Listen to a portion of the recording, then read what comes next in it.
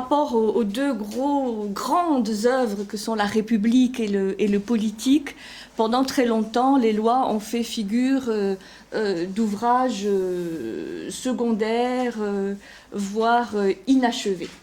Et depuis quelques années, grâce notamment à des gens comme Luc Brisson ou d'autres traducteurs et exégètes de la pensée grecque, il y a une sorte de réhabilitation dans le sens où ces auteurs défendent l'idée qu'en fait c'est un ouvrage majeur et qui est à étudier en relation avec justement la République, le politique, mais aussi le Timée qu'on étudiera la semaine prochaine.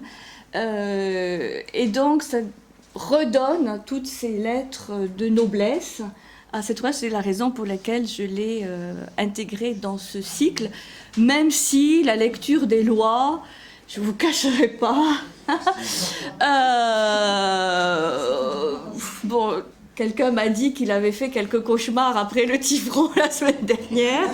Donc, je ne conseillerais pas, dans ce cas-là, la lecture des lois non plus avant de s'endormir, parce qu'il y a des passages qui sont franchement rébarbatifs. Donc, on va essayer d'en voir ce matin ce qu'il y a de plus intéressant pour notre réflexion philosophique. Je vous en prie. Alors, je commencerai par une citation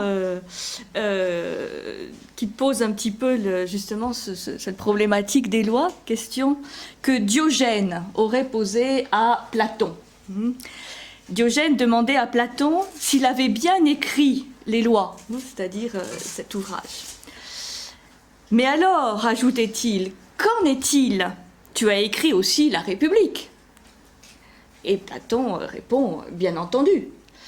Et quoi? La République est dépourvue de loi?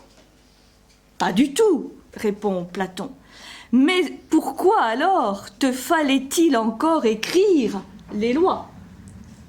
Bon, c'est une boutade, mais qui exprime bien ce discrédit qui a touché pendant, on va dire, presque 2 millénaires, ce texte au profit donc surtout de la République et du politique.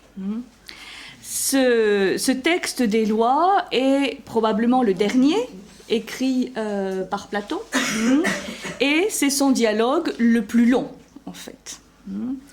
Et pendant très longtemps, on a même pensé que ce dialogue était inachevé, que Platon était mort avant d'avoir pu le terminer, et que même ça aurait été d'autres personnes qui l'auraient terminé, ou qui auraient même écrit une introduction. Et il est vrai que le style de ce dialogue est très peu polémique, il est très peu critique, il est très peu agressif, il n'est pas dramatique du tout. Et donc, on a volontiers interprété ce style comme celui d'un Platon un peu vieilli, un peu usé, et surtout ayant été confronté pendant sa longue vie aux méandres de la nature humaine. Et donc, un Platon beaucoup plus pragmatique, ayant mis de l'eau dans son vin, pour parler clairement, et voire un peu amer ou découragé sur la possibilité d'instaurer une cité juste, avec des lois justes. Donc, pendant très très longtemps, les interprétations des lois, c'était un Platon finissant, oui, vieillissant, à l'approche de la mort, et qui fait preuve de beaucoup plus de laxisme, voire d'une certaine amertume par rapport à son projet. Et en fait, avec ces nouveaux auteurs aujourd'hui, avec des retraductions, puisque on finit jamais de retraduire Platon, et les éditions Garnier et Flammarion ont fini simplement l'année dernière de tout retraduire Platon. Hein. Donc c'est une œuvre gigantesque, ce qui prouve que il y avait la nécessité de retraduire toutes les œuvres de Platon pour enlever tout ce qui pouvait être contresens, enfin, tant que faire se peut, hein, et surtout projection d'une mentalité plus moderne hein, sur les œuvres de Platon. Et de nouveaux commentaires ont été rédigés, et je citerai donc quelques passages de ce que dit Luc Brisson, qui est un des grands spécialistes hein, de la pensée grecque, qui dit que les lacunes et les incohérences qui affectent ponctuellement le texte des lois n'enlèvent rien à la cohérence d'un ensemble. Parce que des lacunes et des incohérences, il y en a, bien entendu, mais plutôt que de mettre le projecteur sur ceci, Brisson et d'autres pensent qu'il vaut mieux mettre le projecteur sur, au contraire, la structure de l'ouvrage, la cohérence, et tout concourt, dit Brisson, tout concourt à attester aujourd'hui que Platon en a commencé la rédaction bien des années avant sa mort. C'est-à-dire qu'en fait, c'est un ouvrage sur lequel il aurait travaillé de nombreuses années. Et donc, ce n'est pas un ouvrage simplement de fin de vie. Qu'il y a dans ce texte une ambition doctrinale considérable. Donc, pour Brisson, l'ambition doctrinale de Platon est intacte dans cet ouvrage, et qu'il n'y aurait pas du tout de recul ou de retrait ou disons, trop d'adaptation par rapport aux autres textes, et qu'il y a là le matériau d'une richesse extraordinaire. Et Brisson va même jusqu'à dire que ce texte est sans équivalent dans la littérature grecque ancienne, avec la rigueur et l'ordre que l'on connaît à Platon. Et il le présente même comme le premier ouvrage de philosophie politique de la tradition philosophique, et il aime à rappeler, ce que n'est pas forcément évident, que nos auteurs comme Rousseau ou Montesquieu se seraient beaucoup inspirés de ce texte des lois pour leurs propres réflexions sur l'éducation, notamment pour Rousseau, et Montesquieu sur l'esprit des lois, évidemment, et qu'ils s'en seraient inspirés peut-être même encore plus que de ces grands chefs-d'œuvre toujours cités de la République et du politique. Et pour Brisson, le plan de l'œuvre est parfaitement achevé. Lui, il n'est pas du tout d'accord avec cette idée qu'il aurait été inachevé ou écrit par d'autres, que ces lois ont un objet précis, qu'elles obéissent à un plan rigoureux, qu'elles ont un début, une fin, enfin une finalité très précise. Et pour lui, le fait que ce texte soit constitué de 12 chapitres, parfaitement bouclés et achevés, est disons, un argument supplémentaire pour dire que ce texte était parfaitement conçu et achevé. Bon, je vous raconte ceci parce que on ne se rend pas toujours compte à quel point ces textes qui ont 2400 ans font l'objet d'interprétations multiples, et c'est comme pour le personnage de Tifron la semaine dernière, où pendant des années on s'est demandé si c'était un religieux, un fou ou un orthodoxe, et que donc nos chercheurs, nos universitaires se disputent, mais vraiment parfois très très âprement sur ces questions, et que donc on n'a jamais fini de retraduire, d'interpréter. Vous avez entre les éditions parfois des différences tout à fait extrêmes, tant sur la traduction même de certains mots que de l'interprétation. Voilà, disons, pour vous intéresser à ce texte et pour le considérer en fait aussi important que la République ou que le politique. Alors, quelles sont les caractéristiques du dialogue? Nous avons cette fois 3 personnages et la scène se passe en Crète. Nous avons 3 personnes, 3 hommes d'un âge très avancé, hein, 3 vieillards, on va dire, qui ont décidé de faire pendant une journée une excursion qui va les amener, pour ceux qui connaissent un peu la Crète, des environs d'Héraclion ou de Knossos, disons, jusqu'à une grotte, jusqu'à une antre où Zeus, bébé, aurait été caché et élevé, notamment par la fameuse chèvre à Malte. Donc, c'est quelques dizaines de kilomètres qu'ils doivent parcourir en pleine journée, en plein mois de juin, en pleine chaleur. Donc, voilà, c'est la scène, la mise en scène qui a été choisie. On verra tout à l'heure pourquoi.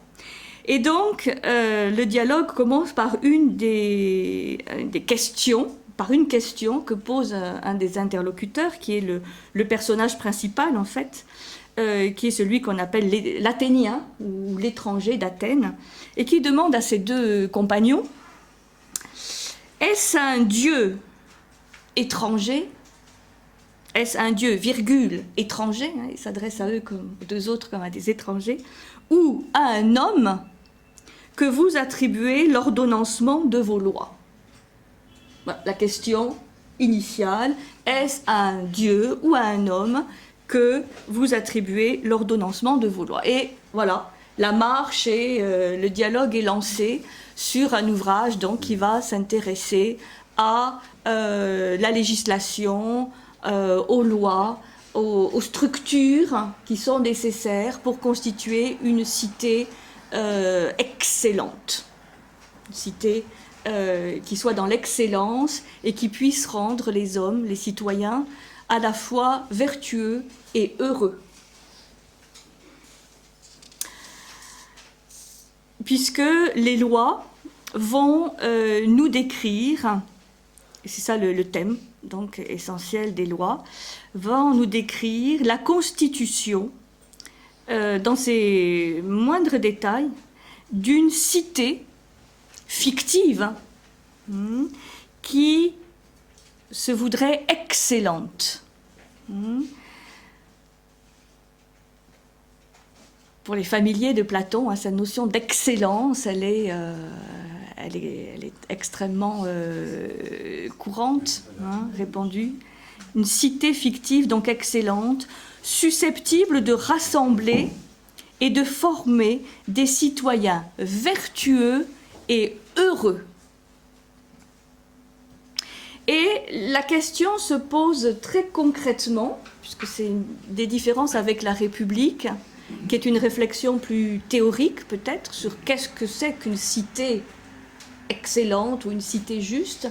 Là, il se trouve qu'un des 3 personnages est chargé de réfléchir vraiment à cette constitution pour pouvoir la mettre en œuvre, c'est-à-dire vraiment l'appliquer dans le cadre d'une entreprise de colonisation. Il va y avoir une colonie qui va être créée, donc une colonisation qui va se faire, et un de ces personnages est chargé vraiment de réfléchir à cette constitution pour ensuite la mettre en œuvre. Il ne s'agit pas d'une réflexion théorique simplement, mais d'une réflexion sur une cité qu'ils vont devoir, eux, les 3 personnages, vraiment mettre en œuvre et être les législateurs, parmi les législateurs de cette cité. Et c'est une des raisons pour lesquelles ce texte va rentrer dans beaucoup de détails de la législation, des magistratures, des procédures, de l'éducation, des crimes, énormément de détails concrets sur lesquels ni la République ni le politique ne s'étaient interrogés, restant une réflexion beaucoup plus générale et théorique. D'où l'intérêt de ce texte, justement, d'aborder des questions vraiment très, très concrètes et qui, vous le verrez, sont toujours en fait d'actualité. Donc cette constitution va se forger en parole, hein, nous sommes toujours dans le monde grec, donc la parole est importante, par les trois interlocuteurs. Alors ces trois interlocuteurs, il y a celui qu'on appelle l'athénien, hein, qui est celui qui vient d'Athènes et qui va quelque part représenter le modèle législatif athénien. Il y a un crétois, qui s'appelle Clinias, bon les noms là sont relativement secondaires, un crétois, et Mégile, qui vient lui d'une autre cité célèbre, qui s'appelle Lacédémone, et qui est en fait la cité de Sparte, mieux connue sous le nom de Sparte, bien connue par le fameux défilé des Thermopyles. Entre autres. Alors, ces trois personnages qui vont réfléchir en marchant, ça aussi c'est une des traditions grecques, vont s'accorder pour faire de la législation, donc pour faire des lois, le principe de la constitution de la cité. Ils vont s'interroger sur la nature et le bien fondé des lois pour constituer cette cité, pour constituer ses institutions, son régime politique, mais aussi toute la problématique des mœurs, des modes de vie, des activités des citoyens. C'est vraiment un thème extrêmement étendu que celui des lois, puisqu'ils vont évoquer, embrasser l'ensemble des activités humaines dans la cité. Et on peut considérer aussi que c'est l'éducation, le thème de l'éducation, qui est le thème central de ce texte, puisque, comme on le verra, il ne s'agit pas d'établir des lois, aussi justes soient-elles, encore faut-il que les citoyens soient éduqués pour obéir à ces lois et eux-mêmes se faire obéir, comme on le verra. Donc, les lois renouent avec un projet global, c'est vraiment un projet d'ensemble, un projet global de société, qui était déjà celui de la République, et c'est pour ça que ces deux ouvrages, et la République ont évidemment un point commun, qui est celui de s'interroger sur quelle serait la meilleure cité possible dans un cadre politique, mais bien évidemment, il s'agit d'une réflexion philosophique, puisqu'il s'agit d'une cité qui a comme objectif de rendre les citoyens, peut-être pas philosophes, mais au moins vertueux, et surtout, ce qui n'est pas vraiment expliqué dans la République ni dans le politique, heureux. Parce qu'on dit souvent, on lit souvent, que la notion du bonheur n'était pas l'obsession de Platon, et que c'est Aristote qui va intégrer cette notion. Et c'est vrai et faux, puisque quand on lit les lois, justement, on voit que la préoccupation de Platon n'est pas simplement de faire une cité vertueuse, excellente, mais surtout que les gens y soient heureux. Donc là aussi, ça fait partie d'une approche renouvelée de ce texte, que de voir que Platon s'intéresse au bonheur des citoyens et, comme on le verra aussi, à la notion de liberté. Et notamment de liberté individuelle, ce qui est un thème qui est peu abordé, ni dans la République, ni dans le politique. Alors, il est vrai que dans les lois, on n'a pas de grandes allégories, de grandes théories, comme on peut avoir dans la République, avec l'allégorie de la caverne, avec le paradigme de la ligne, avec la théorie des idées. C'est un ouvrage beaucoup plus concret, qui va rentrer plus dans le détail. Et c'est cette parenté avec la République, d'une certaine manière, qui explique aussi le discrédit dont ce texte a fait l'objet pendant longtemps. Alors, Aujourd'hui, comme je disais tout à l'heure, on voit dans les lois une œuvre relationnelle. J'emploie ce terme entre guillemets, puisque c'est le terme que Brisson emploie. Une œuvre relationnelle, c'est-à-dire qu'en fait, qu'on ne peut comprendre que par rapport aux autres textes de la République, du politique et du Timée. En fait, il y a 3 ouvrages majeurs, la République, le politique et le Timée, qu'il faut connaître pour bien comprendre la spécificité et l'originalité des lois. Alors on me dirait, oui, bon, mais la République, le politique, le Timée, on ne connaît pas forcément. C'est pas grave, puisque, bon, la République, vous connaissez quand même un petit peu. Le Timée, on va l'étudier la semaine prochaine. Et voir de toute façon l'intérêt de ce texte en relation justement avec ces autres textes. Alors, quelle est l'originalité donc de ce texte, les lois, par rapport à ces autres ouvrages plus connus de Platon? Il y a 3 façons de voir cette spécificité et cette originalité par rapport aux autres textes. Premier mode d'interprétation, vous voulez, des lois, c'est le fait de dire que les lois complètent de manière concrète, donc en rentrant beaucoup plus dans le détail, des éléments législatifs, des procédures, des crimes, de l'organisation juridique de la cité, ce qui était parfois un peu lacunaire et imprécis dans les autres ouvrages. Donc, première façon de comprendre ce texte, de dire, bon, tout ce que la République ou le politique ne disent pas, ou qui ça reste un peu flou, un peu général, allons voir dans les lois ce qui complète et ce qui va rendre beaucoup plus concret le projet platonicien.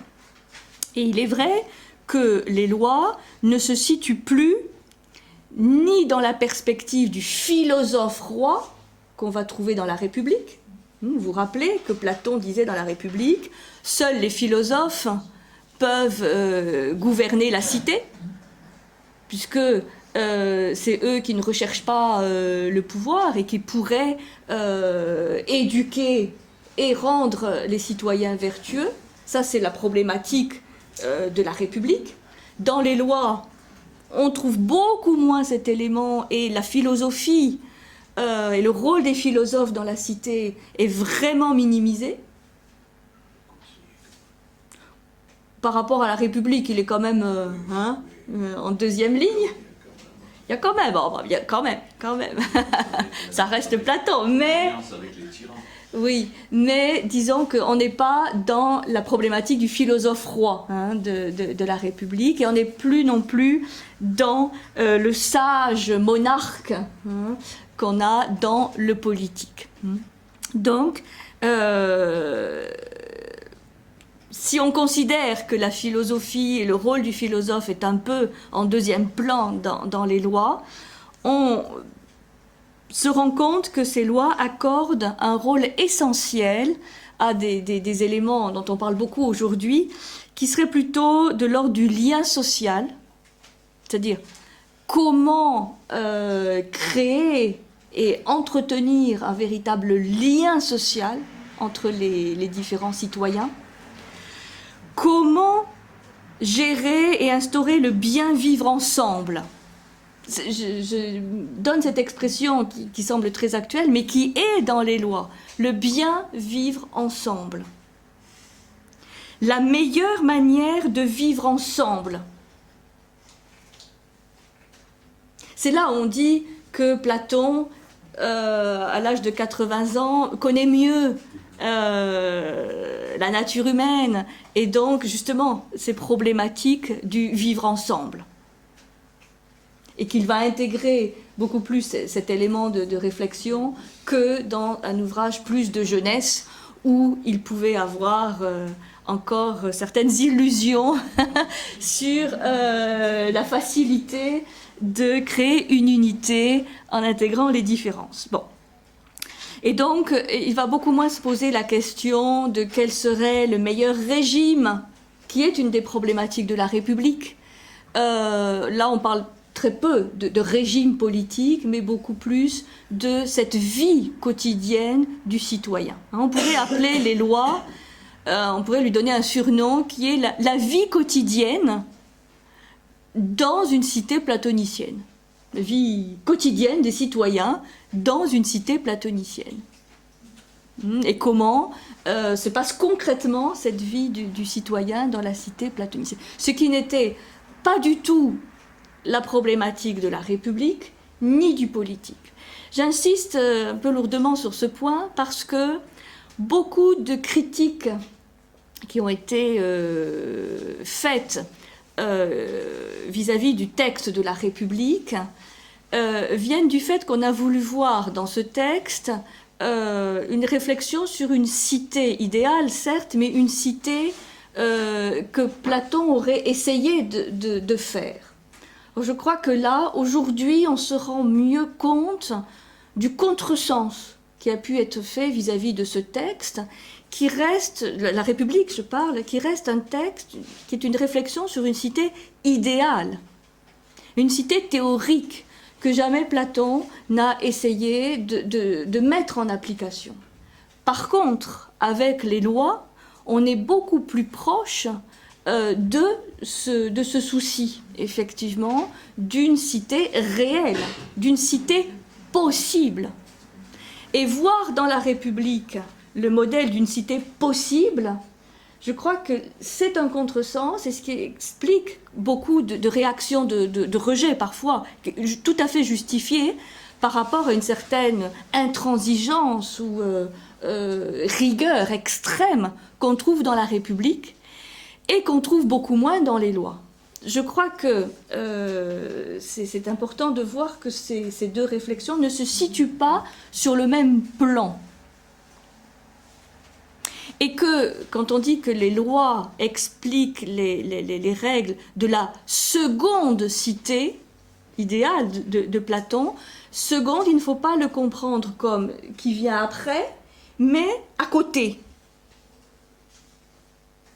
C'est-à-dire que le projet de la République reste entier comme une cité idéale, mais que, compte tenu des réalités du monde de l'homme et de l'éducation, on a cette seconde cité possible qui est beaucoup plus pragmatique et possible que celle de la République. Mais le projet de la République demeure entier. Enfin, j'explique ça parce qu'il y a eu énormément de commentaires sur ce texte de la République, et je crois que si on le voit comme une cité possible, on se trompe. Par contre, dans les lois, là oui, on a le projet platonicien d'une cité possible. Enfin, livre ce que vision personnelle, mais qui est confortée par les nouvelles lectures qu'on a aujourd'hui de ce texte. Donc, par exemple, dans la République, Platon se demandait quel était le meilleur régime politique possible. Il y avait tout un développement sur l'enchaînement des régimes politiques. Par exemple, il explique comment de l'aristocratie, qui est pour lui le meilleur régime politique, parce que c'est le régime qui met au pouvoir les meilleurs. On va passer à la timocratie, c'est-à-dire la recherche des honneurs, puis ensuite à l'oligarchie, c'est-à-dire le régime où ce sont ceux qui détiennent le pouvoir économique qui vont avoir le pouvoir, ensuite la démocratie, et ensuite il explique comment de la démocratie on passe à la tyrannie. Et qu'après la tyrannie, eh bien, il n'y a qu'un seul moyen de s'en sortir, oui, ou de refaire partir un cycle, c'est de réinstaurer le régime de l'aristocratie. Donc il y a toute une explication cyclique des régimes, de l'aristocratie à la tyrannie, ce qui a fait aussi couler beaucoup d'encre, notamment sur les réflexions plus modernes et contemporaines de la démocratie, en disant que Platon était contre la démocratie. ce qui est assez lapidaire, puisqu'en fait, il explique surtout l'enchaînement des régimes et que forcément, la démocratie, qui est souvent un mot qu'on emploie pour appeler en fait un régime qui est plus de l'ordre de l'oligarchie que de la véritable démocratie, il ne faut pas se tromper sur démocratie même athénienne, qui n'a pas grand-chose à voir avec ce qu'on appelle aujourd'hui la démocratie, et que cette démocratie allait conduire tout droit à la tyrannie.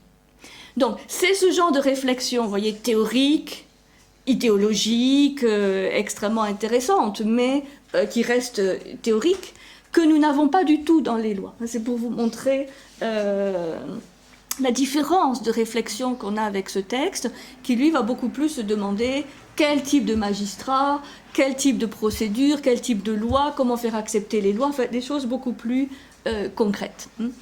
Donc c'est en ce sens qu'on voit les lois comme un texte qui complète de manière concrète les propos plus théoriques et abstraits de la République. Et en ce sens, c'est vrai qu'elles s'interrogent, ces lois, sur ce qui fait qu'une cité peut être unie, cohésionnée, solidaire, homogène, malgré les différences des individus, et dans quelles conditions la bienveillance peut compenser les différences entre les hommes. La nécessité, elle s'interroge sur la nécessité d'une certaine diversité ethnique.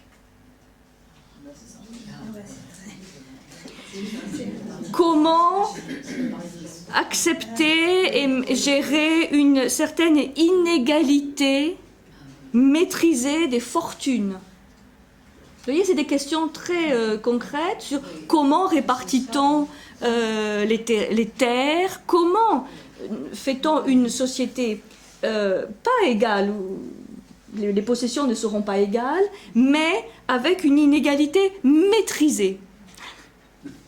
Bon, par rapport aux problématiques dont les médias nous parlent tous les jours, hein, c'est extraordinaire de voir qu'on se posait déjà la question des bonus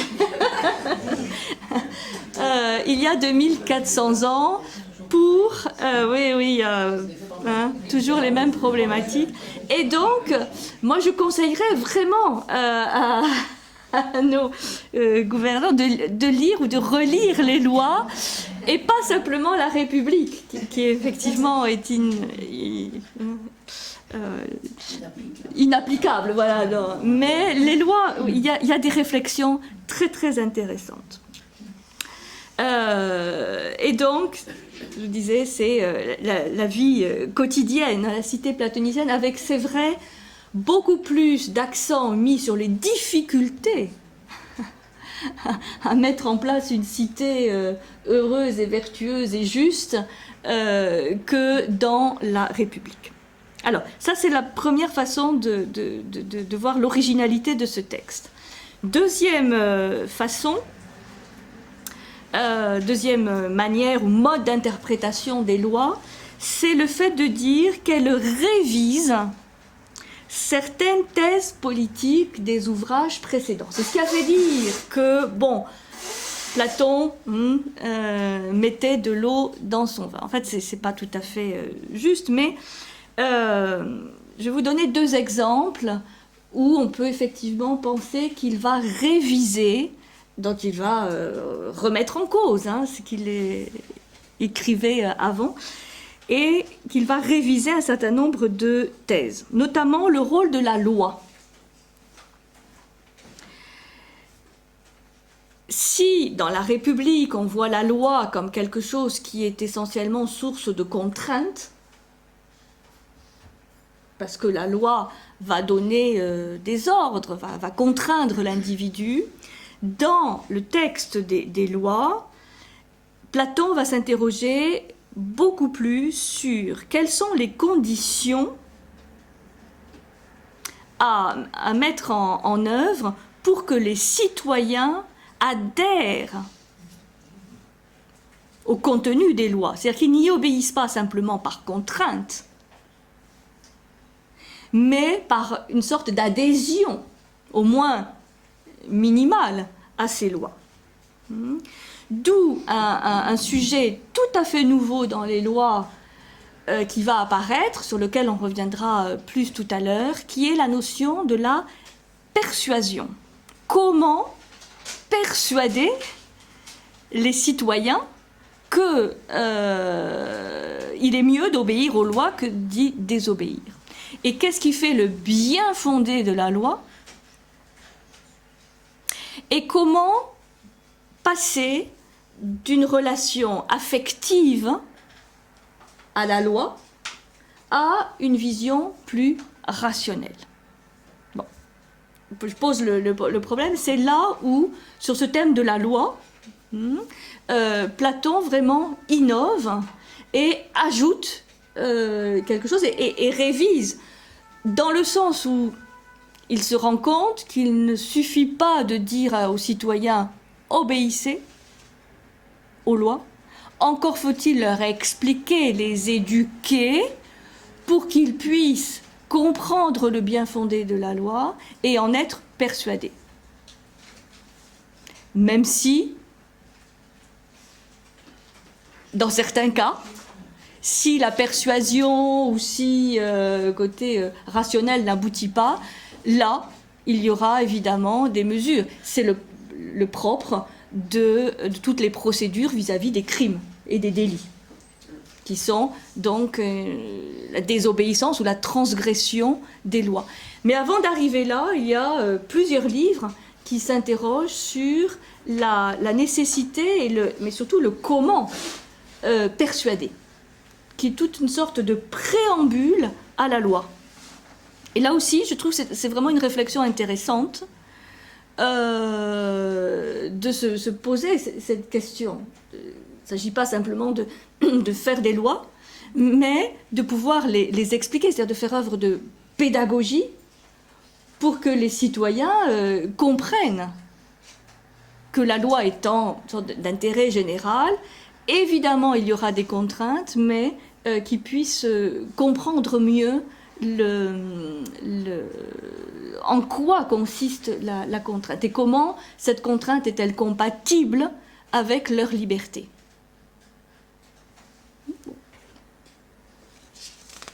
Et donc, dans les lois, et ça c'est nouveau, c'est une innovation, l'art politique devient affaire bien souvent de persuasion. Et c'est une innovation de l'époque, mais aussi pour Platon, semble-t-il, par rapport à ses propres conceptions antérieures. On va trouver cette phrase dans les lois: « Aucun législateur ne semble s'être avisé qu'en matière de législation, on dispose de deux méthodes, la contrainte, mais surtout la persuasion. » Et là, vraiment, c'est vrai qu'on a une révision radicale par rapport au texte de la République ou les lois, où seule la contrainte, disons, était expliquée. D'où donc cette problématique qui apparaît dans ce texte sur la liberté individuelle face à la loi. Quels sont les rapports entre la loi, la liberté, la persuasion? Quel rapport entre persuasion et propagande mensongère? C'est abordé dans le texte. Quelle est la frontière entre la persuasion? Quel est le rapport entre la persuasion, l'affect, la raison? La persuasion utilise-t-elle comme outil l'affect? Ou la raison est-elle capable de passer de l'affect à la raison? Et où rentre-t-on, oui, de la persuasion à... Il n'y a pas le terme de manipulation, mais il y a le terme de propagande mensongère. Incroyable, hein?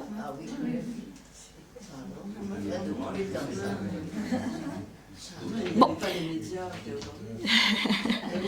Donc, ça fait partie du deuxième grand thème, la révision par rapport à certaines conceptions antérieures. Deuxième élément, mais là je vous l'ai déjà cité tout à l'heure, le fait que cette cité, la cité des magnettes, puisqu'elle s'appelle comme ça, soit considérée comme la seconde meilleure cité à côté de celle de la République, et non pas après. Et donc, Platon considère lui-même que la République indiquait le modèle idéal d'une cité habitée par des dieux ou des enfants des dieux, et que celle des lois est une cité à visage humain, selon des procédures elles-mêmes plus humaines. Et dans le texte, on trouve cette magnifique phrase « Il faut envisager le point de vue humain, puisque c'est à des hommes que nous parlons, et non point à des dieux. » Donc, on complète, on révise, et enfin, troisième et dernier élément de voir cette originalité du texte, c'est le fait que les lois réalisent ce qui n'était qu'un projet théorique dans la République. Comme je disais tout à l'heure, ces trois vieillards vont être partie prenante, pas simplement la réflexion, mais l'application. Ils vont avoir un rôle de législateur dans la cité. Et ça change. Parce que ça les amène à se poser des questions, non pas simplement de conseillers ou de théoriciens, mais de ceux qui vraiment iront au charbon, on va dire vulgairement, pour gérer les problèmes. C'est intéressant. Bien souvent, encore aujourd'hui, on a ceux qui réfléchissent et puis ceux qui mettent en place et appliquent, et où ça crée parfois des dysfonctionnements. Donc nos vieillards, et c'est très important justement que ce soit des vieillards, parce que ça veut dire que ce sont des hommes d'expérience, seront les législateurs de la future cité. Et c'est là où c'est très intéressant le lien avec cet autre texte du Timée, puisqu'il va y avoir une analogie entre le législateur des lois et le démiurge du Timée. Le démiurge du Timée, parce que le Timée est un texte cosmologique, comment les dieux ont façonné l'univers, le démiurge a façonné l'univers, et donc il y a une analogie entre le démiurge qui façonne l'univers dans le Timée et le législateur qui façonne les lois, qui vont ordonner et organiser la cité. C'est la raison pour laquelle, dans cette explication relationnelle de Brisson, des lois avec d'autres textes, il cite le Timée. Et ça, c'est vraiment intéressant, parce que pour montrer qu'effectivement, on est toujours dans du Platon, même de Genèse, de toujours relier l'organisation de la cité à l'organisation du cosmos, puisque la cité est considérée comme un espace intermédiaire qui doit être intelligent, qui doit être régi par un ordre qui est le même que celui du cosmos tout entier. C'est un mésocosme, la cité. La polis, la cité grecque, est un mésocosme entre le macrocosme et le microcosme. C'est vraiment un monde intermédiaire. Et donc, le législateur, et là c'est toute la noblesse du législateur, il est un mini-démiurge. Sans se prendre pour le démiurge, mais dans cet espace circonscrit de la cité, cet espace-temps circonscrit de la cité, il est un démiurge. D'où les relations qu'on peut faire entre ce texte et le Timée. Ça va ? Bon, voilà, c'était mon introduction. Introduction un peu longue. Mais, non, mais je vous explique, parce que comme les lois, c'est 12 livres. On ne va pas étudier les 12 livres, parce que sinon on va tous mourir. Et ils n'ont pas non plus tous le même intérêt. Vous avez 3 livres qui détaillent toutes les lois, selon les crimes, les procédures, la manière de nommer les magistrats, et tout ça. Donc bon, on ne va pas non plus s'intéresser aujourd'hui, matin, à tout ce détail. Donc l'idée, c'est de vous sortir les grands thèmes essentiels de réflexion que pose ce texte.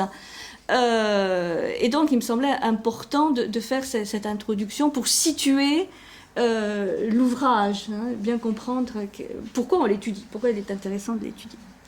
Donc, revenons au texte.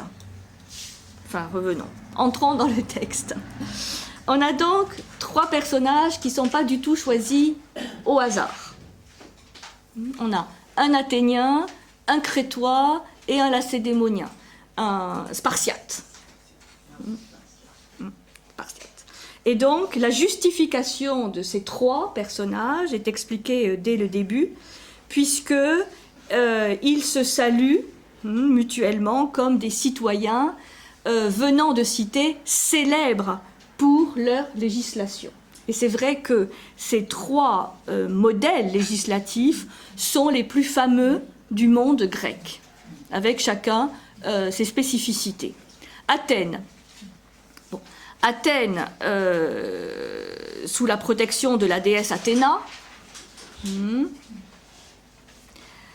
Athéna, c'est l'intelligence, mais c'est aussi la déesse qui inspire les artisans, donc toute l'intelligence concrète. Et le modèle athénien, c'est, qu'on appelle souvent le modèle de la démocratie athénienne, où surtout ce qui est mis en valeur, c'est la parole, le rôle de la parole, de l'échange, de cette agora où se font les discussions. Et nos personnages, nos 3 interlocuteurs auront l'occasion parfois de remettre en cause cette toute-puissance de la parole. C'est pour ça que leurs lois, même s'ils en parlent en marchant, vont toutes être écrites, puisqu'ils vont pointer du doigt le défaut que peut être une trop grande importance accordée à la parole. Bon, ça c'est le fameux conflit que Platon et Socrate ont avec nos fameux sophistes, qui est la toute-puissance de la parole. Et le problème de la persuasion, d'ailleurs, va reposer cette question de la finalité de celui qui parle et qui cherche à persuader. Donc Athènes va être présent comme modèle, un des modèles de la cité grecque. Mais nous avons aussi le modèle crétois. Le modèle crétois, ça apparaît pour la Grèce de l'époque de Platon comme une sorte d'âge d'or,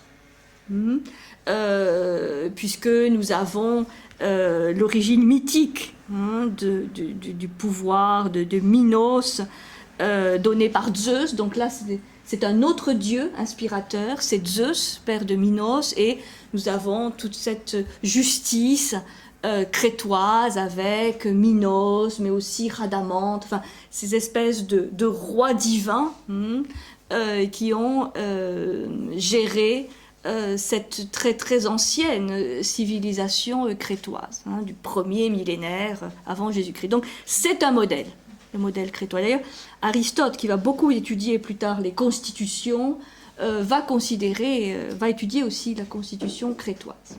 Donc la Crète. C'est pour ça qu'un des interlocuteurs est crétois, en plus du fait que ça se passe en Crète. Et le 3e, c'est Lacédémone, c'est Sparte.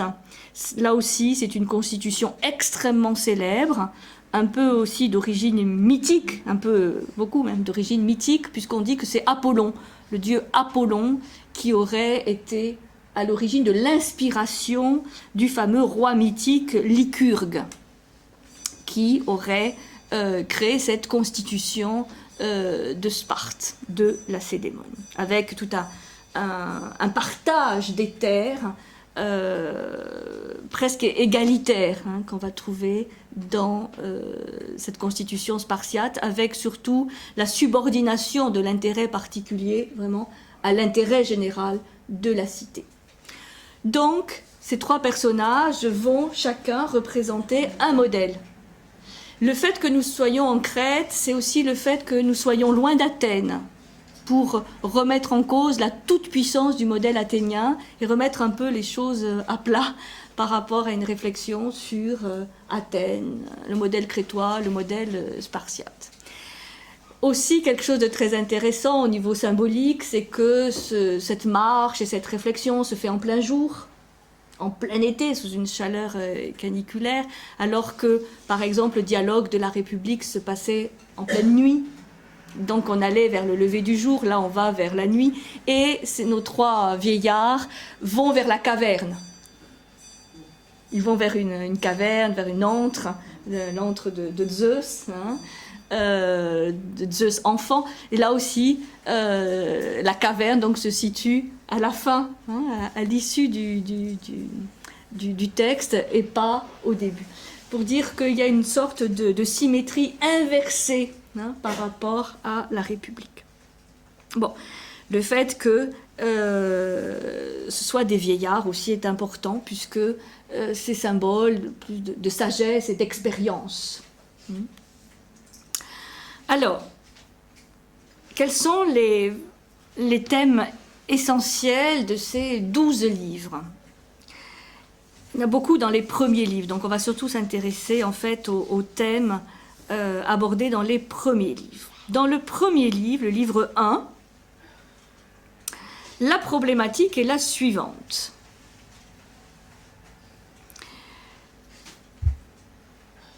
Ils sont d'accord, nos trois personnages, sur le principe que la meilleure constitution et la meilleure législation sont celles qui vont rendre entièrement vertueuse la cité tout entière. Donc, 4 mots importants, c'est entièrement vertueuse la cité tout entière. Donc là-dessus, ils sont d'accord et c'est ça leur réflexion. Comment rendre la cité tout entière entièrement vertueuse?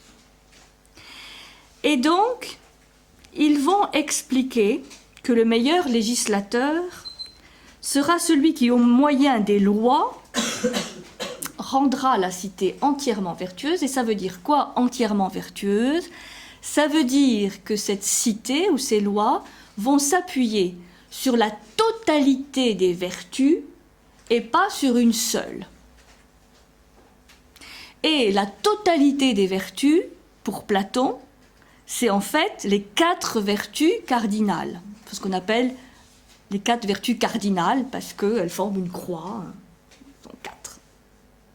Alors, je ne sais pas si vous vous rappelez, quelles sont ces 4 vertus cardinales qu'on trouve expliquées, bien sûr, dans la République, mais aussi dans le Phèdre, avec notre très très belle image de l'attelage ailé. Vous vous rappelez l'attelage ailé avec les 2 chevaux et le cocher. Donc, ces 4 vertus, je vais vous aider, hein. Ces 4 vertus cardinales. Ah. Il y a la tempérance. Oui. Le courage, la tempérance, la sagesse. Ouais, super. Et la justice. Courage, tempérance, sagesse ou c'est parfois la pensée réfléchie, savoir, enfin, la réflexion. C'est parfois des synonymes. Hein. Et la justice. Donc on a 4 vertus. Pourquoi? Parce que dans l'attelage, on a le cheval courageux, on a le cheval rétif, on a le cocher qui doit faire preuve, lui, de raison, hein, de sagesse. Et la justice, qui est une sorte d'apothéose, quand chacun joue son rôle et qu'il y a une harmonie. L'harmonie. Il y a des synonymes, hein. Sagesse, c'est la raison, la pensée réfléchie, la raison, et la justice, ça peut être aussi considéré comme l'harmonie ou l'harmonisation. Et donc nos personnages vont réfléchir, ils vont arriver à une conclusion très intéressante. Ils vont étudier rapidement l'exemple crétois et l'exemple spartiate. Et ils vont arriver à la conclusion que ces deux cités ont privilégié une vertu au détriment des autres. Et que c'est la raison pour laquelle, selon eux, elles ont failli. Et laquelle ? La justice. Le courage. Le courage.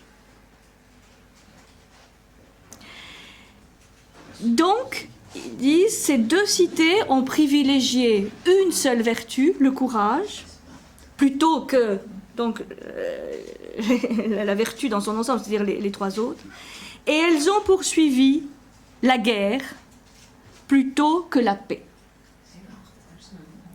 Alors, oui, on connaît un peu aussi certains aspects, la constitution spartiate, effectivement, et la guerre. Et quand on dit spartiate aujourd'hui, c'est synonyme évidemment de rigueur, d'exigence, de sacrifice ultime, d'ascèse, de discipline, parce que il y a un aspect militaire, disons, dans la... Voilà, oui. Par un renard, oui. Que de se donner à l'ennemi. Alors, donc ça c'est je trouve une réflexion très intéressante. Comment c'est cité.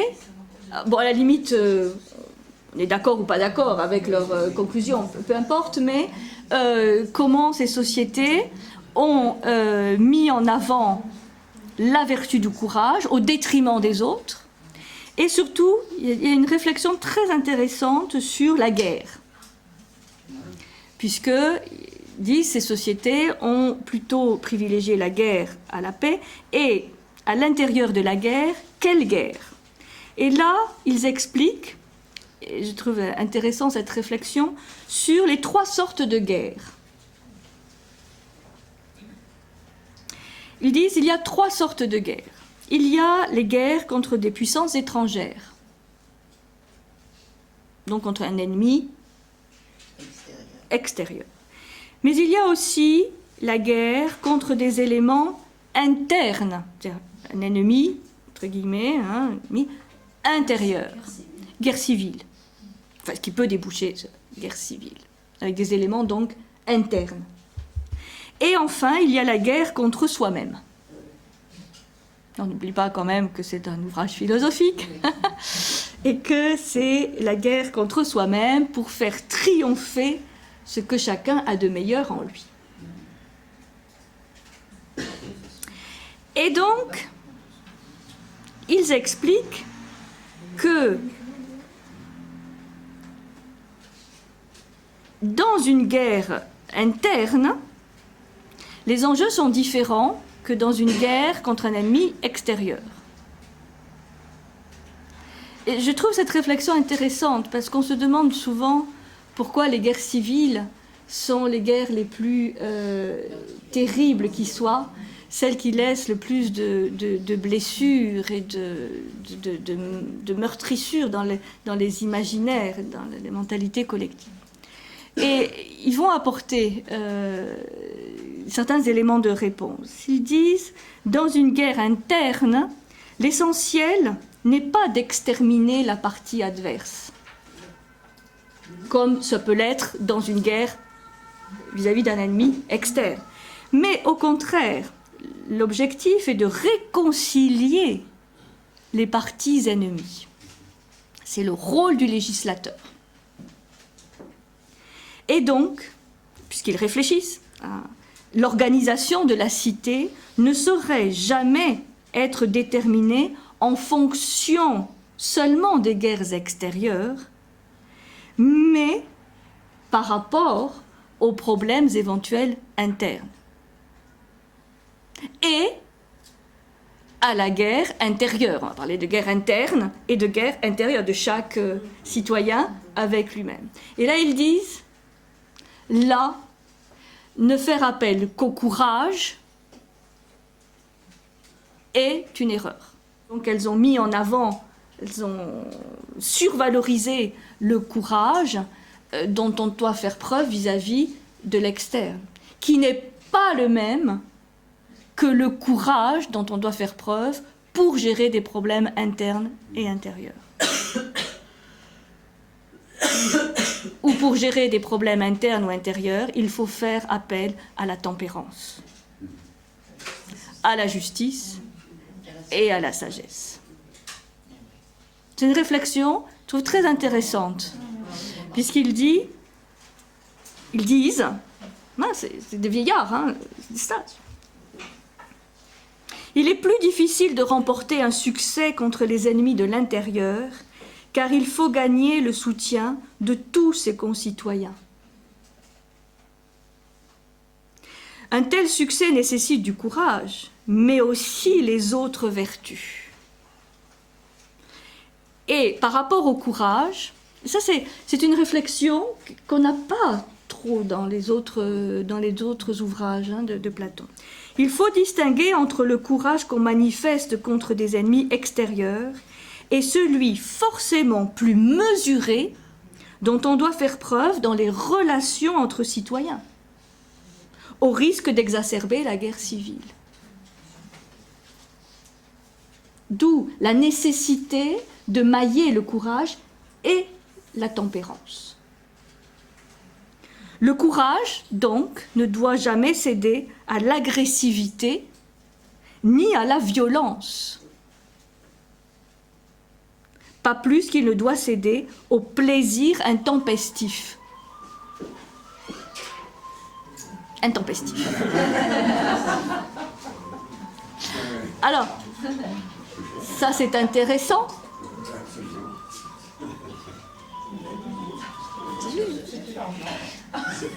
Parce que l'on passe de la guerre du courage qu'il faut donc mailler avec la tempérance par rapport à une guerre interne, à la problématique de la guerre intérieure, où là aussi il faut allier le courage et la tempérance pour tempérer les plaisirs intempestifs. Que le cheval fougueux, il a son rôle à jouer, mais que, bon,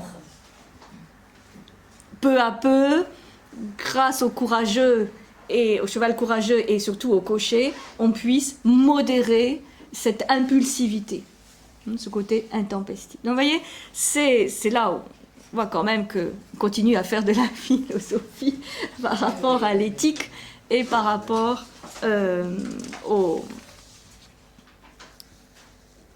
à la guerre intérieure.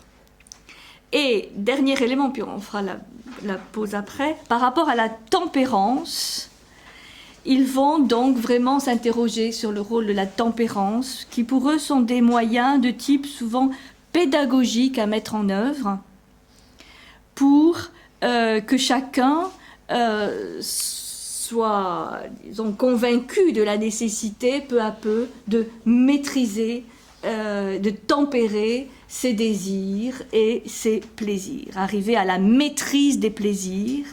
Et là, il y a une des originalités des lois qui est vraiment très intéressante, c'est que dans la maîtrise de ces désirs ou de ces plaisirs intempestifs, il va y avoir un élément qui va avoir un rôle fondamental, c'est la musique. La musique, entendue au sens large du terme, c'est-à-dire tout l'art des muses, mais surtout le chant, la musique, la danse, donc tout ce que va développer Platon sous le nom de l'art choral, musique, chant, danse, gymnastique.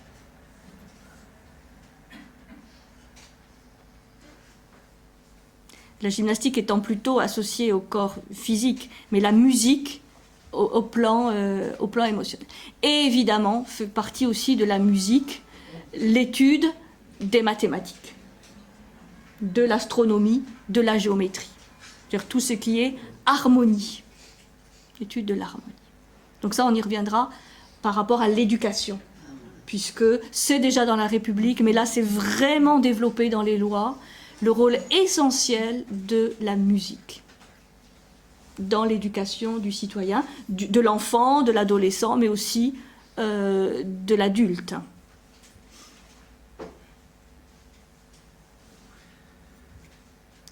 On fait la petite pause, hein, oui. Où on va avoir quand même une image. Comme dans la République, on va avoir l'image des marionnettes. Quelque chose qui n'est pas du tout connu, mais qui est donc une image, une allégorie qui nous est donnée dans le livre 1.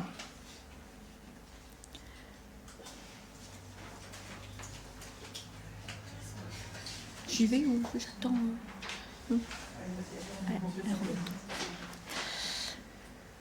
Éduquer. Alors il y a tout un développement sur le fait qu'éduquer, c'est exercer la jeunesse aux activités que la vie requiert. C'est une sorte de préparation par le jeu, par les activités ludiques, aux activités après plus sérieuses du citoyen, mais avec cette idée de préparer par le jeu les activités futures. Donc il y a tout un développement sur le rôle du jeu et des activités ludiques. Mais en général, l'éducation est une formation orientée vers la vertu. Pour pouvoir, en citoyen accompli, obéir et se faire obéir avec justice. Et donc, pour illustrer, entre autres, ce principe, Platon va utiliser l'image des marionnettes que nous sommes, mues tantôt par le fil des plaisirs, c'est un fil dur comme du fer, tantôt par le fil de la raison et de la loi, qui est un fil d'or, et qui a la souplesse du fil d'or. Donc, que nous soyons des marionnettes, ça on le savait.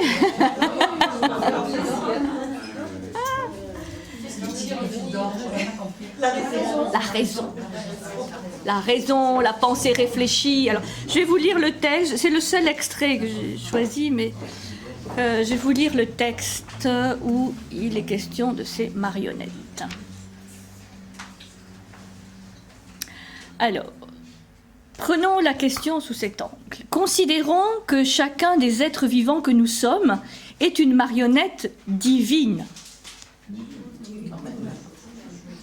que les dieux ont fabriqué soit comme un objet d'amusement, soit dans un but sérieux. C'est un point que nous ne pouvons pas déterminer. Ce que nous savons en revanche, c'est que ces états sont en nous comme des cordons ou des fils intérieurs qui nous tirent et qui, opposés les uns aux autres, nous enchaînent de part et d'autre vers des actions opposées sur la ligne de partage entre la vertu et le vice. C'est un peu l'image aussi du tiraillement des deux chevaux. Disons-le car notre propos l'exige. Chacun doit n'obéir constamment qu'à une seule traction et ne s'en dégager en aucune circonstance par une résistance à la traction des autres cordons. Cette traction est celle qu'exerce le fil d'or et sacrée de l'évaluation rationnelle. Voilà. La raison, l'évaluation rationnelle, la pensée réfléchie. Et on l'appelle loi commune de la cité, tandis que les autres sont durs et de fer. Elle est souple parce qu'elle est d'or, tandis que les autres sont semblables à une multitude de formes différentes. Il faut donc toujours prêter assistance à l'attraction la plus belle, celle qu'exerce la loi, car elle n'est que douceur et ignore la violence, et de ce fait, l'attraction qu'elle exerce a besoin d'auxiliaires pour qu'en nous, l'or triomphe sur les autres métaux. Voilà, l'image, c'est rares images, disons, poétiques, inspiratrices qu'on trouve dans le texte. Les marionnettes avec donc la primauté à accorder à l'attraction par le fil d'or, c'est-à-dire la raison. Une autre façon de dire que le cocher, qui doit gérer la tension des deux chevaux différents, est le cocher de la raison, de la sagesse. Donc l'éducation, elle doit être une éducation à l'excellence. Elle doit inspirer le goût pour la vertu et le respect de la loi. Toujours cette association de la loi et de la vertu. Alors, dans le livre 2, donc surtout dans le livre 2, où on va trouver ce prolongement de réflexion sur l'éducation, où il y a cette explication de l'intérêt de la musique. Nos protagonistes poursuivent leur entretien sur l'éducation, et pour eux, l'éducation, c'est aussi permettre à l'homme d'exercer sa raison et de posséder des opinions vraies. Alors, c'est intéressant cette expression, faire marcher sa raison, posséder des opinions vraies. Vous vous rappelez peut-être que dans la République, il y a le fameux paradigme de la ligne. On passe des opinions fausses ou des croyances aux opinions vraies, ensuite aux hypothèses mathématiques pour arriver aux idées. Et au-delà des idées, du bon, du beau et du juste, il y a le fameux bien. Bon, c'est là où certains disent, bon, là on a profil bas. Déjà, l'objectif de l'éducation, c'est de pouvoir avoir des opinions vraies. Donc, on reste quand même encore dans le domaine de l'opinion. Mais deuxième, ils ont niveau d'opinion qui sont quand même confrontés à l'usage de la raison. Et donc, ce qui va faire le cœur de l'éducation, c'est la maîtrise des affects, la maîtrise des plaisirs et des douleurs, et c'est en ce sens, avec cette finalité, que l'éducation musicale prend toute son importance. Donc, comme je disais tout à l'heure, c'est la musique, c'est la poésie, alors qu'on a souvent reproché à Platon d'être opposé aux poètes, d'être contre les poètes et de vouloir chasser les poètes de la cité. Bon, là, en fait, on a une réhabilitation, une réintroduction de la poésie dans l'éducation du citoyen, le chant et la danse. Et c'est tout ça qui fait l'art choral, la choréa, donc musique, chant, poésie et danse. C'est un petit peu ce qu'on peut-être on va voir avec Hypatie, dans la mise en scène, avoir tout cela. Le rôle essentiel de la musique pour développer le sens du rythme et de l'harmonie, du corps et surtout de l'âme. Puisqu'en fait, dans l'éducation platonicienne, la gymnastique a comme finalité l'harmonie du corps physique et la musique, l'harmonie de l'âme, comme élément intermédiaire, l'âme, entre l'esprit et le corps. Donc le chant et la danse ont une portée morale. La musique est un langage qui exprime l'excellence de l'âme, comme la gymnastique exprime l'excellence du corps. Quitte à être un peu coercitif pour obliger les citoyens à pratiquer la musique. Vous savez qu'à certaines époques, à Athènes, c'était obligatoire d'aller au théâtre.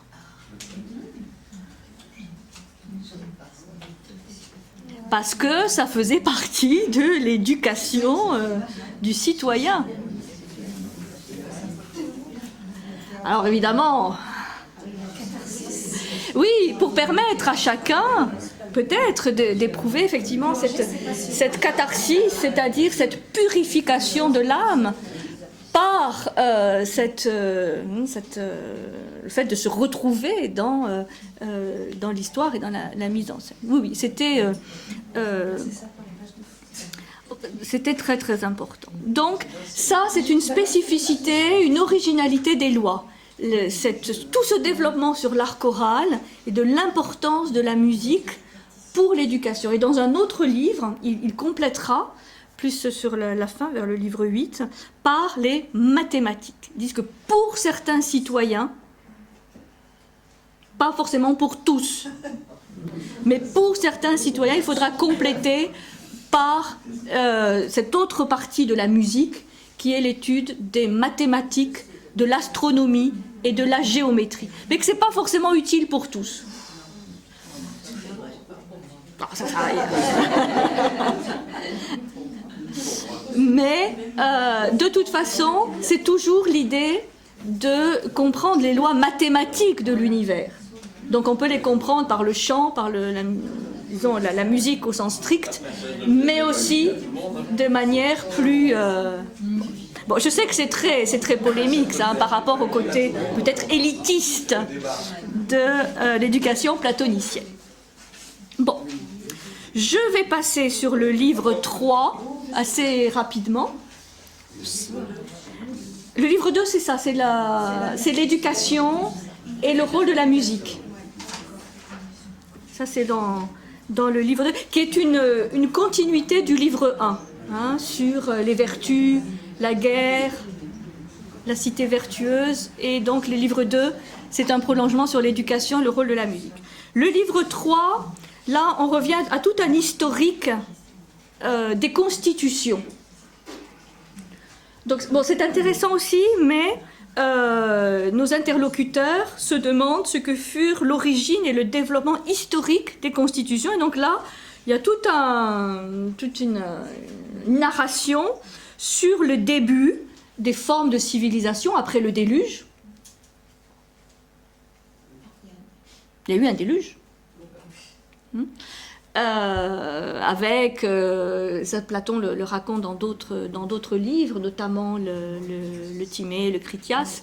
Après le déluge du dernier morceau de l'Atlantide, qui est l'île de Poséidonis, eh bien, il y a eu quelques survivants, l'humanité, et qui ont recréé des formes de civilisation et de culture.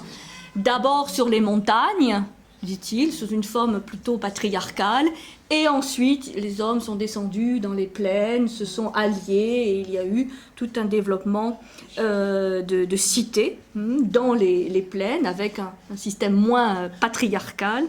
Et ils font tout un historique sur les grandes monarchies doriennes, dont la Cédémone. Donc là, il y a tout un recul, disons, historique pour comprendre d'où viennent les civilisations, d'où viennent nos cités historiques, depuis donc la reconstruction après les déluges. Et ils vont examiner tout particulièrement deux constitutions, l'Empire perse, qu'ils considèrent comme despotique, et la démocratie athénienne, et ils en concluent que de toute façon ces deux systèmes ont failli là aussi à être des modèles de cités vertueuses. Donc il y a tout un rappel historique qui est assez intéressant. Alors, venons-en au livre 4. Là on va s'intéresser à la notion d'ordonnancement, d'organisation de la cité et la notion de persuasion que j'ai évoquée au début. Puisque dans le livre 4, les trois personnages commencent à vraiment réfléchir à l'installation concrète de la cité. Donc ils vont lui donner un lieu précis d'implantation. D'ailleurs, un sujet par rapport à nous, Marseillais, il y a des choses intéressantes sur les dangers d'une ville installée au bord de mer, enfin, le danger des villes portuaires, qui fait qu'eux conseillent plutôt de s'installer à quelques dizaines de kilomètres à l'intérieur des terres pour éviter les... Pas les tsunamis, non, mais les mauvaises influences qui viennent par la mer. Platon n'aimait pas les cités maritimes. Et ils vont commencer à s'adresser aux colons, c'est-à-dire à ceux qui vont être amenés à fonder cette cité et en devenir les citoyens. Donc là, on a des thèmes évidemment très classiques, notamment celui de vouloir une cité parfaitement ordonnée, tant spatialement, c'est assez drôle comme on a des schémas de la cité, très mathématiques, divisés en 12 portions, avec l'acropole au centre, avec les temples, et ensuite, évidemment, une sorte d'agora, et puis d'agros, enfin les campagnes, mais tout ça très, très organisé, très ordonné, avec un partage aussi des lots, enfin, tout ça est très étudié. Et ce qui est intéressant, c'est qu'ils évoquent pour cela le souvenir de l'âge d'or, pour les Grecs, qui est l'âge de Chronos. Le fameux Chronos, vous savez, qui mangeait ses enfants et qui a été...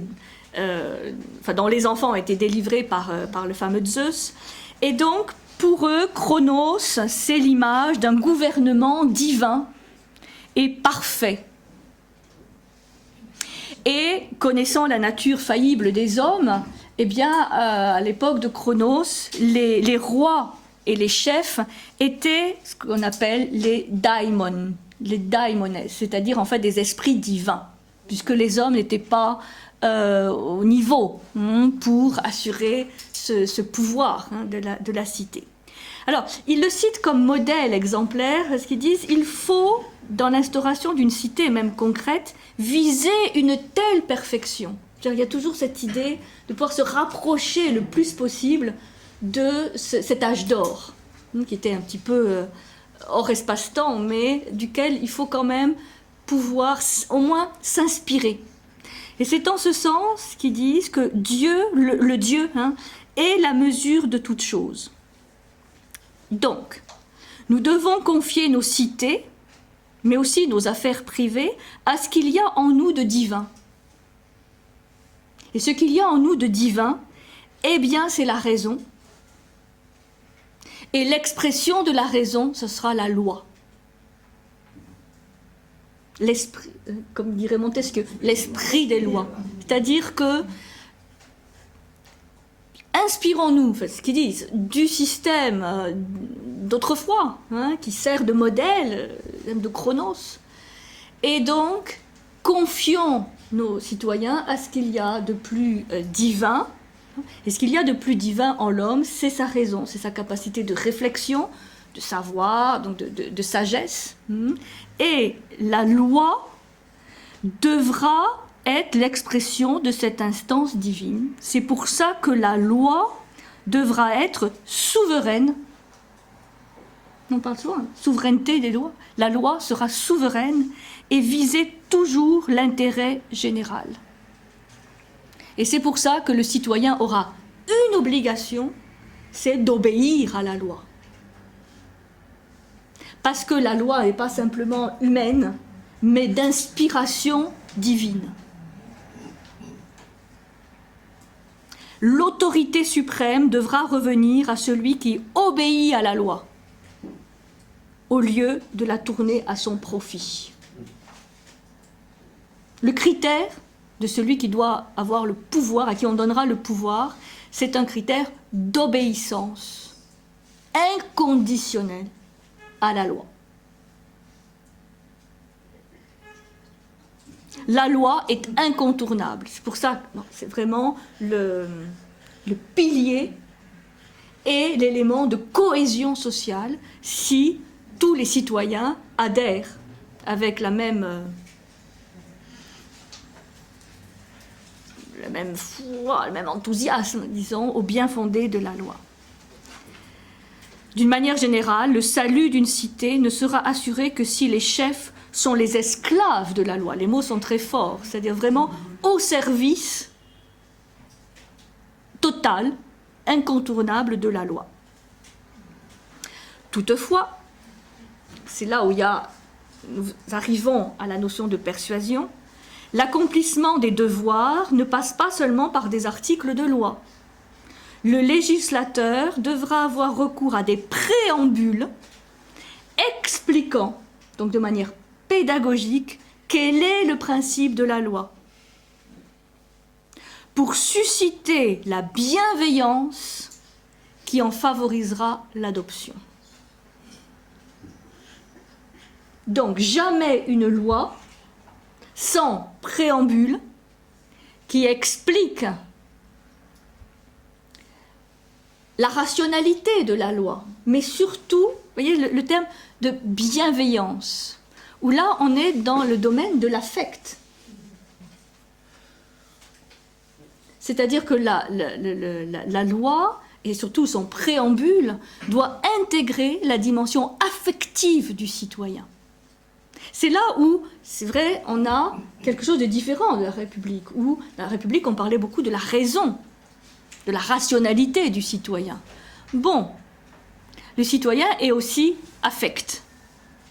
Et donc il adhérera à la loi si il y adhère aussi de manière affective, donc intellectuelle et affective. Ça, moi, je trouve ça vraiment très intéressant, parce que nos codes de loi,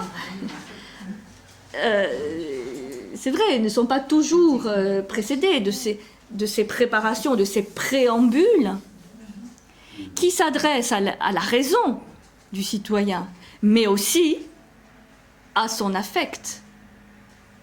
Je veux dire, puisqu'une chose est de comprendre intellectuellement quelque chose, autre chose est de l'accepter affectivement. Et là, je trouve que c'est très intéressant de montrer Platon qui, c'est vrai, rééquilibre un petit peu l'idée du citoyen, qui n'est pas simplement une raison sur pattes, quoi, mais aussi un affect. Et dans la gestion de la cité, le côté... c'est pour ça qu'il parle du bien vivre ensemble. C'est autant une question d'affect que de raison. Et de gestion des affects, gestion collective, et de la violence aussi, puisque, de chacun. Donc, c'est là où, dans le préambule, et le préambule est très très important, le préambule à la loi, c'est là où il faut faire comprendre que la loi doit être respectée par la contrainte, mais le plus souvent possible par la persuasion. Et c'est ça qui va donner la véritable cohésion sociale, c'est si les citoyens sont persuadés qu'il faut obéir à la loi, parce que la loi est juste et bonne. Alors, la persuasion, elle est entendue comme ayant comme finalité l'accord, l'harmonisation des affects avec la conception réfléchie qu'on peut avoir à l'âge de raison. Donc, harmonisation, affect et raison. Et l'éducation va devoir établir, de manière plus générale aussi, cette relation entre les affects et la raison, puisque c'est ça qui permet de tendre vers l'harmonie. Vous voyez, c'est intéressant parce que là, on voit que le citoyen n'est pas cette raison un peu désincarnée, exigeante et abstraite qu'on a pu mettre en avant chez Platon, mais un être vraiment incarné, quoi, un être de chair et soumis aux affects, quoi, tout au long de sa vie. Et que l'éducation doit aider à cette harmonisation affect et raison. Éduquer, c'est modeler l'âme. Et persuader n'a de sens que si l'âme est modelée.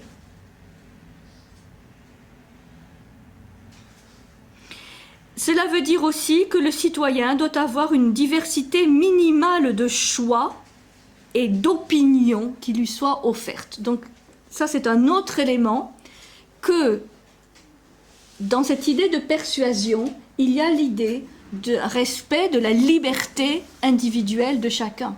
Parce que sinon, ce n'est pas de la persuasion, c'est de la contrainte, pure et simple. Donc, l'idée qu'il faut pouvoir proposer aux citoyens une diversité minimale d'opinions, même si on peut, dans la persuasion, orienter un peu les choix.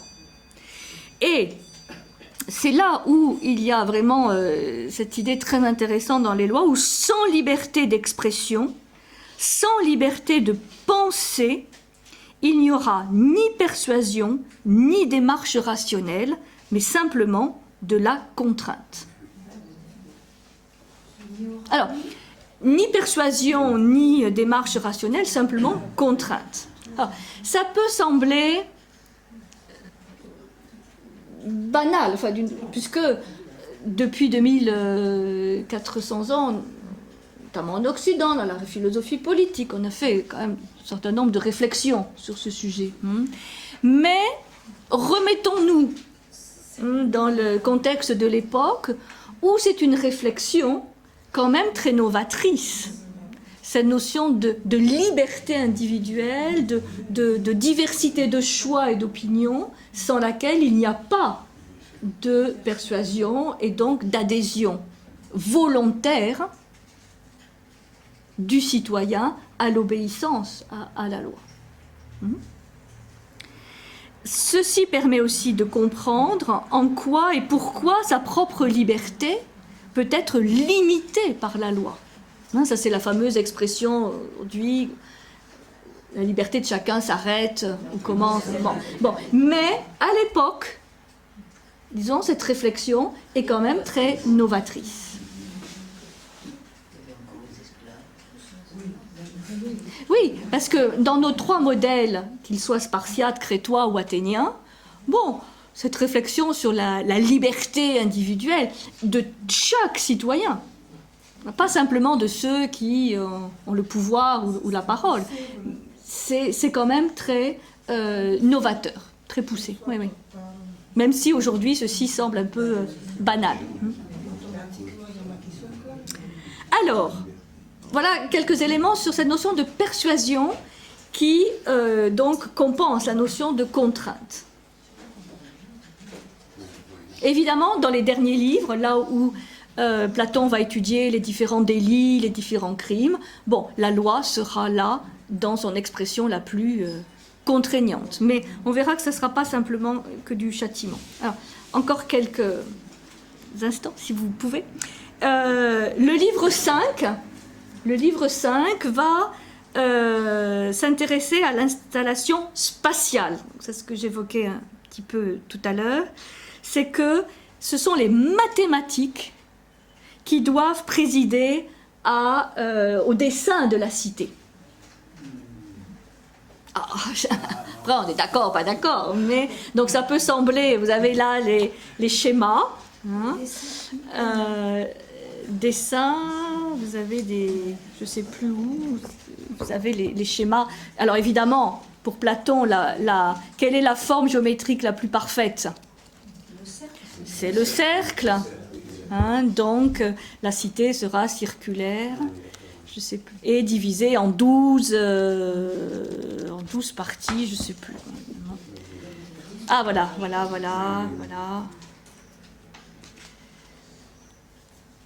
par exemple.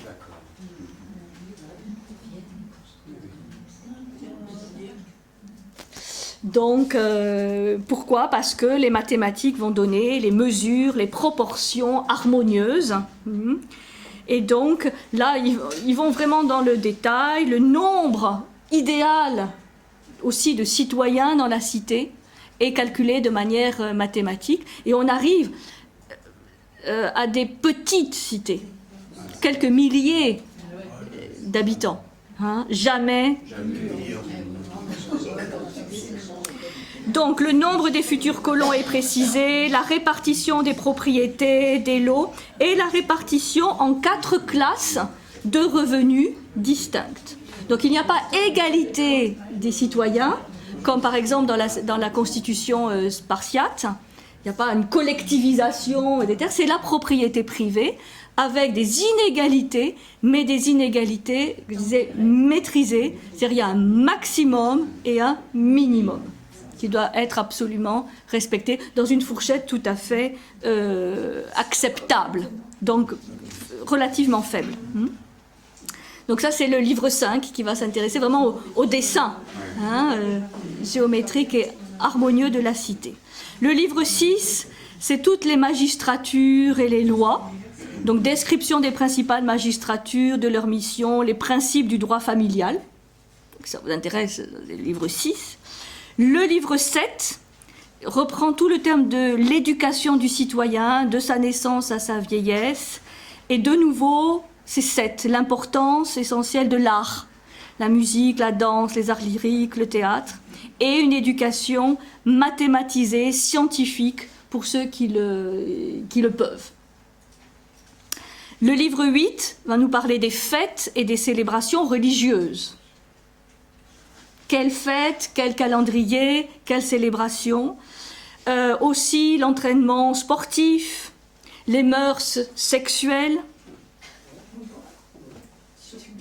Ah oui, oui, pour dire qu'on rentre vraiment dans le détail, avec une condamnation, si vous ne savez pas, de l'homosexualité et de la pédérastie.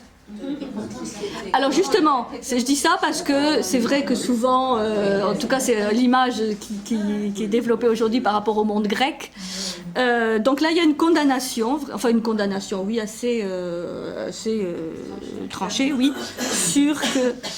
sur les mœurs sexuelles, l'âge du mariage qui est assez tardif, les nombres d'enfants, enfin voyez.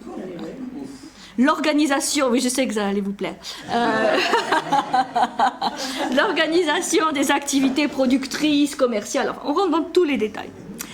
Le livre 9, là il y a des choses intéressantes, on commence à étudier, donc 9, 10, 11, 12, les 4 derniers livres, les peines et les châtiments dus à la transgression des lois. Mais avec cette idée toujours très grecque, que jamais une peine ou un châtiment est simplement pour condamner, mais toujours avec cette idée qu'on a déjà évoquée largement la semaine dernière, de la purification. Y a-t-il la peine de mort? Non. Non, non. Purification individuelle et surtout collective, c'est-à-dire qu'un crime est toujours une souillure pour l'individu qui le commet, mais aussi et peut-être même surtout pour la collectivité. Et donc la peine ou le châtiment doit toujours être étudié dans le sens que ce ne soit pas simplement un constat, mais que c'est comme finalité la purification. Et donc réintégration, évidemment, de celui qui a commis le crime. Et réintégration, pas simplement superficielle, mais vraiment un châtiment, rédemption qui fait que le criminel récupère l'intégralité des sangs et, par sa peine, a fait œuvre de purification individuelle et collective. Donc là, on a vraiment une sorte de code pénal. Les derniers livres des lois, c'est un vrai code pénal qui étudie les délits les plus graves et les crimes. Alors, c'est intéressant, il y a 3 grandes rubriques pour classer les crimes. Il y a l'âme, le corps et les biens extérieurs dont l'homme fait usage. Donc, par exemple, les crimes sont considérés comme une atteinte aux âmes. Donc les plus graves. Les coups et blessures, moins graves, puisque c'est une atteinte contre les corps. Et enfin, encore moins grave, les atteintes contre les biens. Donc il y a une classification des crimes. Oui. Disons que... Bon, mais voilà, c'est pour ça qu'on peut parler d'un premier code, à la fois civil et pénal. Ce qui est intéressant aussi, c'est que tous ces crimes sont étudiés selon les dispositions psychiques. C'est-à-dire, on étudie, d'en faire un peu, les dispositions, les mobiles, disons, du crime, que le législateur et le juge doivent connaître et guérir. Il y a un côté médecin aussi chez le législateur. Il ne s'agit pas simplement de condamner, mais de vraiment voir la finalité de la guérison de celui qui a commis le crime.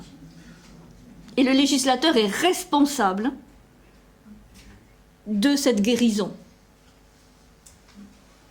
Donc la connaissance des mobiles, notamment du caractère volontaire ou pas des actes commis, joue un rôle essentiel dans l'appréciation du châtiment. Le châtiment doit toujours avoir comme finalité la guérison du criminel, puisque par la guérison du criminel, c'est toute la cité qui est guérie. C'est-à-dire qu'il y a un intérêt collectif, vraiment, au fait que les criminels soient punis, pas simplement, disons, dans l'intérêt du criminel, mais dans l'intérêt vraiment collectif, de la cité tout entière. Parce que la souillure est collective. Le livre 10, c'est les violences commises à l'égard des choses sacrées. Donc là, on rentre dans un autre type de violence, de crimes, qui sont de deux ordres, soit les délits vis-à-vis des propriétés sacrées, c'est-à-dire des temples, soit les délits d'impiété. Alors là, ça nous ramène au dialogue de la semaine dernière, d'où l'importance de savoir qu'est-ce que c'est que le pieux et de connaître quels sont les principaux délits d'impiété. Donc, vous voyez, c'est autre chose. Là, c'est géré à part. Ça ne fait pas partie de la classification que je vous ai donnée tout à l'heure, puisque ça serait dans la hiérarchie parmi les plus graves. Il y a des lois, donc, contre l'impiété. Le fait de ne pas respecter les dieux ou d'inventer Dieu. Et donc, c'est là où il y a certains commentaires qui nous disent « Bon, mais le Platon des lois, aurait-il condamné Socrate ?»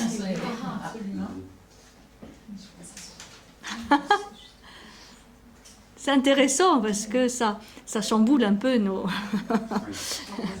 représentations habituelles. Et bon, ça nous montre que le procès contre Socrate avait sa pertinence. Il n'aurait pas condamné à mort, puisque le châtiment envers la guérison, c'est pas la mort. Donc on n'aurait jamais condamné à mort, Socrate. Ah, C'était à Athènes, alors que là, c'est une autre cité. Ah oui, bien sûr, mais c'est Platon qui écrit cela. Donc, si, je n'ai pas répondu, mais je voulais continuer mon idée, mais la peine de mort, oui, si, dans certains cas, elle existe pour Platon. Dans certains cas qu'il juge inguérissable.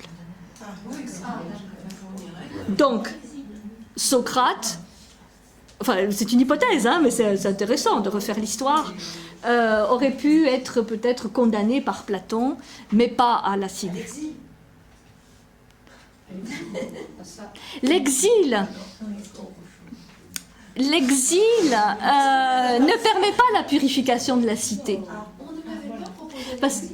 À Socrate, oui, bien sûr, mais oui, si, tu comprends le problème de l'exil, c'est que par rapport à la souillure de la cité, on déporte le problème. Donc l'exil est quelque part un aveu d'impuissance. Puisque là où doit se faire la purification, c'est là où s'est fait la souillure. Bon. voyez, c'est intéressant quand même.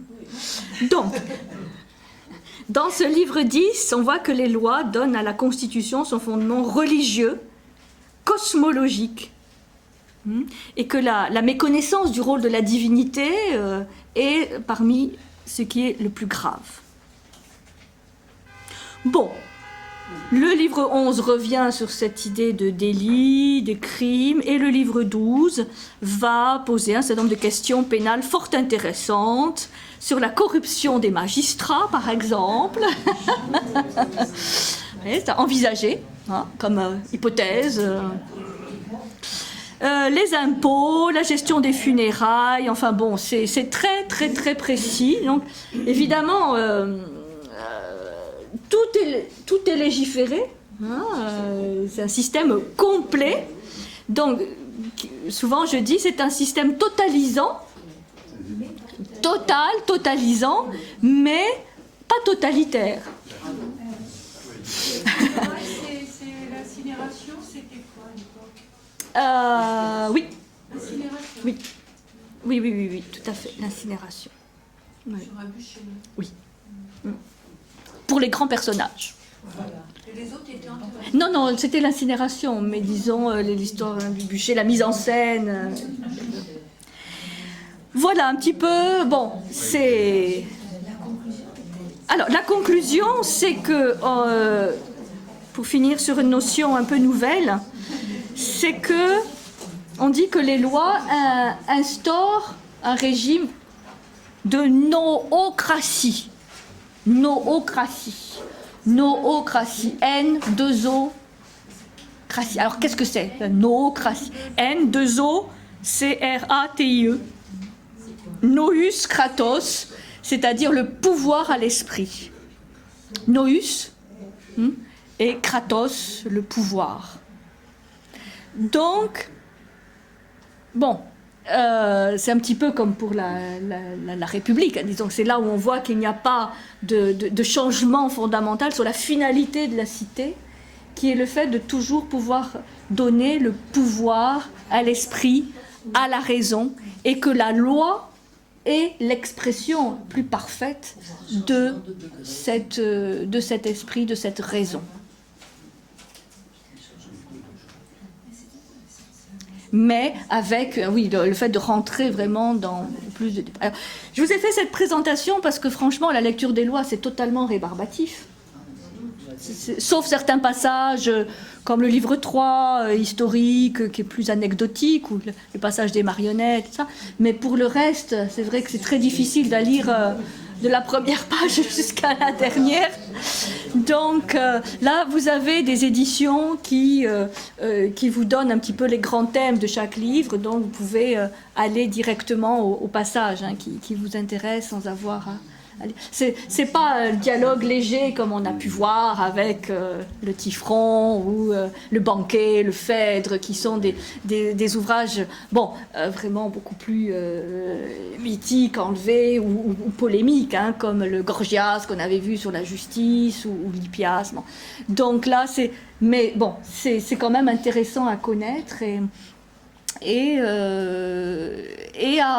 c'est pour ça que j'ai été très longue sur l'introduction, à apprécier vraiment, c'est vrai, à sa juste valeur et en relation avec les autres ouvrages. Et la semaine prochaine, on verra le Timée. Alors là, c'est un énorme morceau sur le côté démiurgique et cosmologique. Comment le démiurge a fondé l'univers. Et donc c'est un des autres gros morceaux de Platon. Quel esprit mise en scène. Oui. Ah, c'est énorme, oui. C'est énorme. Oui. Tout à fait. Oui, c'est extraordinaire. Alors, je vous souhaite une bonne semaine. Merci pour votre attention. Je vous rappelle...